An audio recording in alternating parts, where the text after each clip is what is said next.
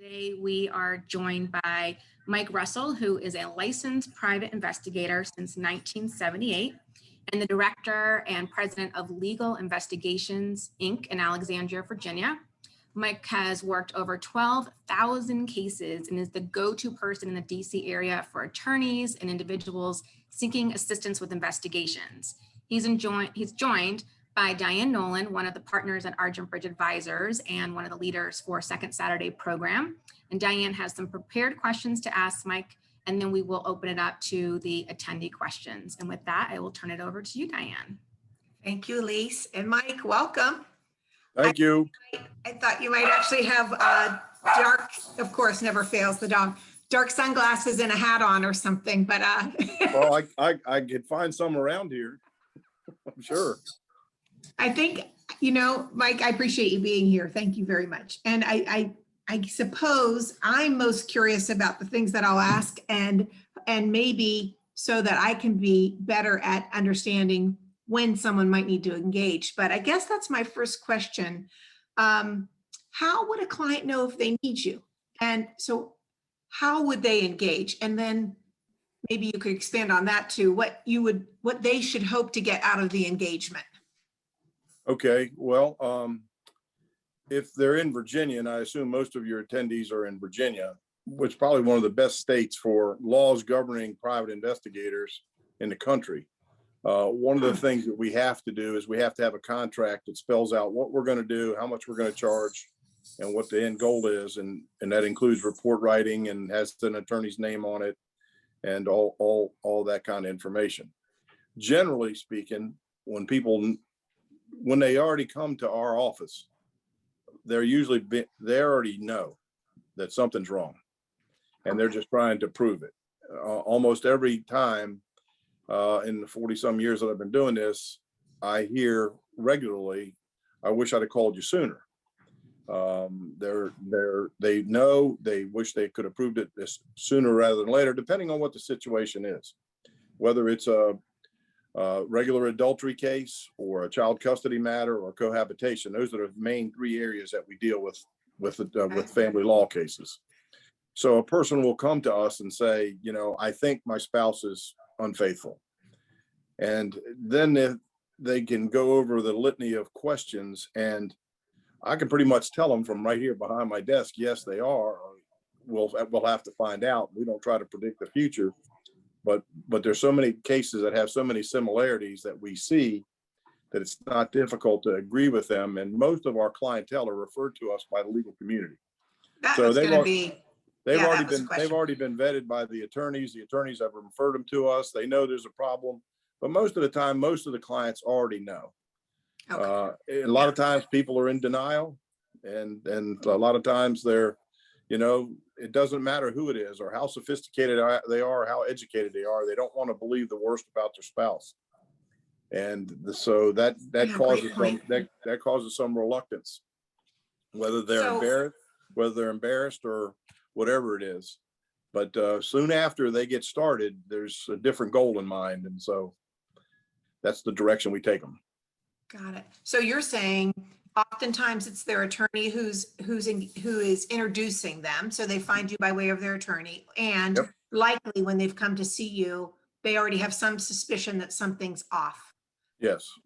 Okay. So then I guess I had another question about when they engage. Let's say, have you had circumstances where someone is already in the process, the decision to divorce, and then they engage, or should they be speaking to you before the decision to divorce? Usually, I think it's a combination. It's the answer to that question is yes, both situations, because many times people don't know what they're looking at. And they have no idea that that what's behind them. I mean, we've had cases where people have I had a case in California where we followed the man out there, and he had an entire family set up out there that his wife here on the East Coast didn't know anything about. So she didn't want to get divorced, but once she found that out, she realized she did want to get divorced. Yeah. So that's the kind of scenario that, it plays out with what the evidence is. Usually I tell people, you're going to be better off knowing the information one way or the other. You can either swallow it and not do anything about it, or use the information and go forward to get a divorce. There's no requirement on our part for anybody to get the report unless you tell us to give them that report. So when a client comes to us, they usually know that something's wrong. They usually are going to hire us, and then we go find out exactly what is wrong. And then we prepare a report and provide it to them and their attorney, and they can move forward in the direction they want to go. Some people don't get divorced. I just took in a case today that it's what we call a redo. The husband had forgiven the wife for her past indiscretions. So if that happens, we got to go back out and catch her again. So catching them a second time is usually a little bit harder. So that's a question that I have, and I know you're not going to give us the secret sauce, but once someone engages, how is it that what is it that you're doing specifically? Is it like surveillance? Is it something more nuanced? Is it public records? Is there? Well, in most family law cases, it's going to be field work by an investigator with what you've heard the term boots on the ground. You're going to need to collect evidence of infidelity. If we're speaking of just infidelity, if we're speaking of child custody, then a social media investigation could help, because people post stuff all the time about where they're partying or where they're drinking or where they're doing this and that, and that can be bad in a child custody case. But an infidelity case, not very often do they post pictures with themselves with their boyfriend or girlfriend, for obvious reasons. We just had a recent case where that did happen, and when that happens, it makes our job easier. But we still have to prove, in the state of Virginia, we have to prove two things that are called inclination and opportunity. So we have to see the subject of the investigation, be involved with a person, show some forms of affection, and all the attorneys refer to it as PDA, public displays of affection. And the more you have of that, the better off it is to prove. We videotape them, we monitor their activities, we give them advice as to when and to where to do the surveillance. Many times, because of Google, everybody thinks they can be their own lawyer, they could be their own private investigator, and they can do everything themselves. Well, they can't, for obvious reasons. So we give them our advice. I tell them, look, you get divorced, you're only going to get divorced one time in your life, we hope. We get divorced here 5 or 6 times a week. So we see similarities, we see patterns. One of the things that we do with clients is we try to get them out of the picture. So if they believe that their spouse is unfaithful and committing adultery, we want to get them gone so we can have them have the opportunity to go do that. So we might have the spouse take a field trip to relatives or take the kids to somebody else's house for the weekend and be gone for 2 or 3 days. Let that spouse have free reign to do what they are going to do. But in many cases, some of them don't care and they just go do it anyway. So, and it used to be we would do surveillances on Thursday, Friday, Saturday, party nights, people going out, people going to happy hour, even through Zoom. I mean, even through COVID, that still happens. But now it happens. It happens all the time. Monday morning, Tuesday afternoon, Sunday, it happens all the time now. So with people's schedules and staying home, it's all changed. Did the quarantine, the pandemic, I'm just curious, that wasn't one of my questions, but I am now curious if during the pandemic, did you see less of that? Did it make it more challenging to do your job, or? Well, it made it more challenging for us to do our job because people had masks on, so they weren't kissing as much as they used to. But after the initial 6 weeks of where all the fear hit everybody that we were all going to die in a matter of 2 months, that wore off. And I guess we locked down on March 10th or 11th of last year, and business was slow through the end of April. In the beginning of May, it started back up again, and it hasn't stopped since. Oh, wow. So even during the worst part of where it said stay home, don't go to the store, don't go anywhere. Yeah. People still go and do things they aren't supposed to do. Especially during Second Saturday, but also just whenever we engage with clients, we talk about building your team. How do you work with, so the information I think you shared is provided, you're engaging with the client, right? And then is that information for the client's use, or is that for the attorney's use, or a combination? Well, how do you fit in the team? I'll take you back to what I said earlier. Like, people want to pretend to or act like their own attorney. That's a recipe for disaster. So we try to convince them that the report should always go to the attorney. Many times Okay. we're retained by the attorney directly, because okay. then the client will have a certain amount of attorney-client work privilege involved. So we give them the report, and they I can see. show it to the client. I'll verbally tell the client what's happened because they're paying the bill.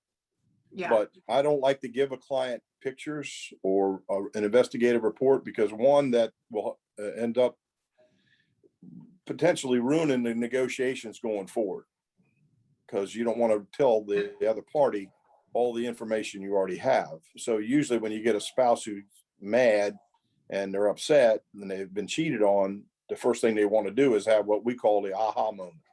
They want to come and say, look, I caught you, here's pictures. Aha. Yeah. Well, now the Right, other right, side right. knows what you know, and it's not good for you as far as negotiations. So it's better to give it to your attorney. We never call clients while we're doing the surveillance, or at night, to give them a report of what's happening. That's for our safety, their safety, everybody's safety. There's been historical situations where a detective has done that, something bad has happened. So. Oh, wow. What about in a case where there's mediation? Many of our clients go through the mediation process instead of the negotiation process. Is there still, is that still an appropriate engagement for you, where that person has that information in advance of any sort of mediation, or does mediation sort of imply you're going to work through things without that kind of evidence? Well, it's twofold. I think many times it helps because this is a scenario that they might pose to their spouse. I want to mediate this because it's going to save us at least one of our children's college education funds. Because if you hire a lawyer and I hire a lawyer, we could use that money to send the kids to college. If we don't, whatever. But many times, if somebody's been hurt bad enough and it's financially beneficial to them, they'll say, look, we're going to go through mediation, but if we don't get it mediated properly, I'm going to charge you with X, Y, and Z, whether it's adultery or unfitness or whatever it is. Okay. And then you go to that, you're no longer mediating, you're now going to arbitration. So. And you mentioned the costs and we all know, and we talk about this both through Second Saturday and otherwise, that it's very expensive. Divorce is an expensive proposition, right? So Yep. What might someone expect to spend? I don't even know if that's a fair question, but. Well, last year I can tell you that the cost on a case was from us $375. That was as little as it was, and the other end was 163,000. So it depends it depends on how much you have at stake. And sometimes we work for some fairly wealthy people with a lot at stake, and they have gone to no expense to catch people. We do cases all over the country and sometimes out of the country. So that happens. But generally, our retainer is $3,500, and we bill at $115 an hour, and we're probably in the middle of the pack in regards to the prices of other agencies in the area. Okay.